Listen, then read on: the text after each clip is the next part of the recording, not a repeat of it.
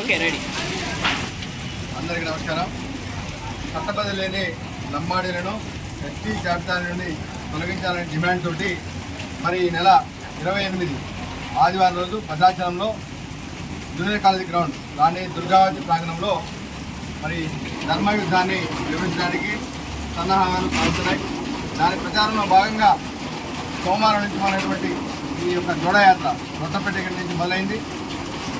కేరళ, వాజేడు, వెంకటాపురం, కేరళ, దుమ్ముగూడెం, భద్రాచలం, తర్వాత బుర్గంపాడు, నిన్న యొక్క అత్తాపురం, తర్వాత మనుగూరు వరకు కూడా ఒక జోడయాత్ర అన్ని ప్రాంతాలు తిరుగుతూ కూడా అక్కడ ఉన్నటువంటి వేల్పులు సందర్శన ఆశలు తీసుకొని అదేవిధంగా అనేక చోట్ల ర్యాలీలు, పాదయాత్రలు మరి అదేవిధంగా సమావేశం ఏర్పాటు చేసుకుని మరి ఈరోజు సింపాక మండలం రావడం జరిగింది.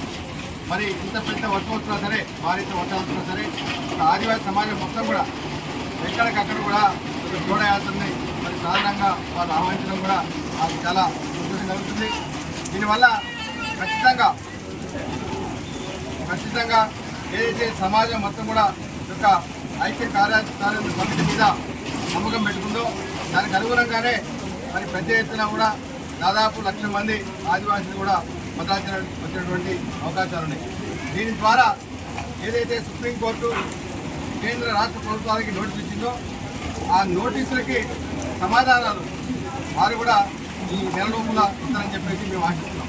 ఎందుకంటే దీన్ని అడ్డుకోవడానికే వలస వచ్చినటువంటి గోరు బంజారాలు, దుగాలి, లంబాడి బంజారాలు గత 49 సంవత్సరాలుగా మా చెందాల్సినటువంటి రాజ్యాంగ రిజర్వేషన్ హక్కుల్ని దోచుకోవడమే కాకుండా ఆర్థికంగా, సామాజికంగా, రాజకీయంగా బలపడి నేడు ఆదివాసులు ముందు నొక్కడమే కాకుండా సమాజంలో ఉన్నటువంటి బడుగు, బలహీన, బహుజన వర్గాలు, దళిత వర్గాలు, మైనార్టీ వర్గాలను కూడా వారి యొక్క పునరుద్ధరణ చేసుకోనివ్వకుండా ఆఖరికి సమాజంలో అగ్రవర్ణాలు, రెడ్లు కావచ్చు, కమ్మలు కావచ్చు, వెలమలు కావచ్చు, ఇటువంటి అగ్రవర్ణాలు సైతం బెదిరిస్తూ చివరికి ఒక రాష్ట్ర ముఖ్యమంత్రి రేవంత్ రెడ్డి గారిని బెదిరించడం, దేశ ప్రధానమంత్రి నరేంద్ర మోడీ గారిని బెదిరించడం, ఇటు బీజేపీని, కాంగ్రెస్ని, బీఆర్ఎస్ని, ఈ యొక్క రాష్ట్రంలో ఉన్నటువంటి అన్ని పార్టీలు కూడా వాళ్ళ యొక్క 60 లక్షలు పెట్టి బెదిరించడం వల్ల మరి ఉపయోగం అయితే లేదని చెప్పేసి మేము గంటపడి చెప్తున్నాం. ఎందుకంటే ఆదివాసీ ఒక్కసారి ఉద్యమాన్ని చేసిన తర్వాత ఎవరి వల్ల కాదు. ఇది 60 లక్షలు ఉండండి, 6 కోట్లు ఉండండి, ఆదివాసుల డిమాండ్ న్యాయమైనది,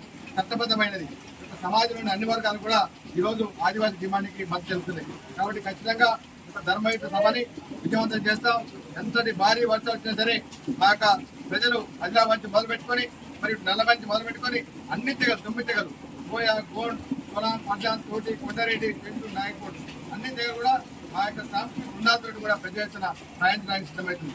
కాబట్టి ఈ ఒక మండలంలోని పినపాక, కరకుడ మండలాల్లో ఉన్నటువంటి మరి ప్రజలందరూ కూడా స్వచ్ఛందంగా తరలి రావాలని, మరి వారు ఆదిలాబాద్ వచ్చినప్పుడు వారికి కావాల్సినటువంటి ఆహారం, పులిహోర కావచ్చు, మజ్జిగ కావచ్చు, అరటిపళ్ళు కావచ్చు, యొక్క జాకులు ఏవైతే ఉన్నాయో పినపాక జాకు, అదేవిధంగా కరకుడం జాకు, మనుగూరు, అశ్వాపురం జాకులు అందరూ కూడా ఎక్కడికక్కడ స్వచ్ఛందంగా వాళ్ళకి అందజేయాలని, అదేవిధంగా ఈ ప్రాంతంలో ఉన్నటువంటి మరి గిరిజన వర్గాలు కావచ్చు, వ్యాపార వర్గాలు కావచ్చు, మీరు కూడా మాకు వెన్నుదన్నుగా ఉన్నట్టయితే ఖచ్చితంగా యొక్క సమస్యను అధిగమించడం ద్వారా సమాజంలో ఉన్నటువంటి అన్ని వర్గాలు కూడా అభివృద్ధి చెందాలని చేసుకుంటూ జై ఆదివాసీ, జై ఆదివాసీ.